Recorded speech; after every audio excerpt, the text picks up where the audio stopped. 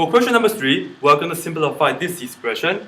We're just going to write this down twice because we have the square on the outside.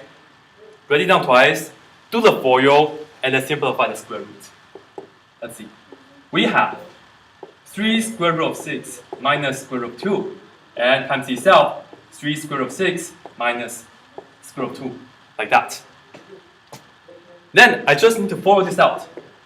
I will take 3 square root of 6 times 3 square root of 6.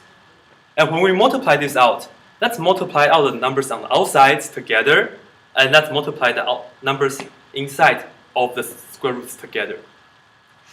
I have 3 times 3, I will get 9. Okay. 3 times 3, I get 9. But then square root of 6 times square root of 6, that's just square root of 36. It will turn out to be a regular 6. So I'll get 9 times 6. And let me just write that down for now. Then I will take this, multiply with that. So I have 3 on the outside, but there's no number. It's like number 1 in front of the square root of 2. So I have 3 times 1, it's minus 3. And then inside I will get 6 times 2, which is just 12. So I'm done with the first part. Then I just need to take this, multiply with that. Negative square root of 2 times 3 square root of 6. I get minus. And this is like 1 times 3. I get 3. Square root of 2 times square root of 6. I get square root of 12. And at the end, I have negative square root of 2 times negative square root of 2.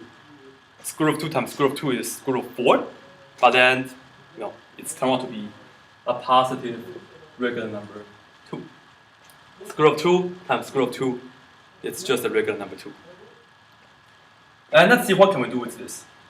This is 9 times 6, which is, of course, 54. And these two things are the same square roots. I can combine the same square roots. Negative 6 minus 3, that's the answer. Negative 3 minus 3, you get minus 6. Square root of 12 plus 2. Yes. And then let's see, I have 54 plus 2, that's just 56. Okay? I can combine these two things together. And now the matter is, I can simplify square root of 12. And I'll do this on the side. I just put a little note on the side. Okay. To simplify square root of 12, notice that I have to use a perfect square. And I know 4 goes into 12. 4 times 3 is equal to 12. So square root of 12 can be written as square root of 4 times 3 like that. And square root of 4 is equal to a regular number 2. And I still have the square root of 3 like that. Okay? So I will replace 2 square root of 3 with the square root of 12 that we have. And I will get, this is minus 6 times, all that will become 2 square root of 3. Okay? So square root of 12 becomes this.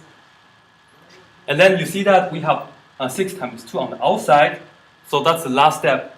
I would just need to do, this one stays the same, 56, minus 6 times 2, which is 12, and the square root of 3 is right there.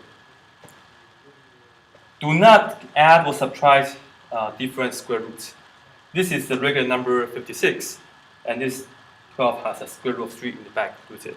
You cannot do anything anymore. And that's the answer. Okay, this will be the answer.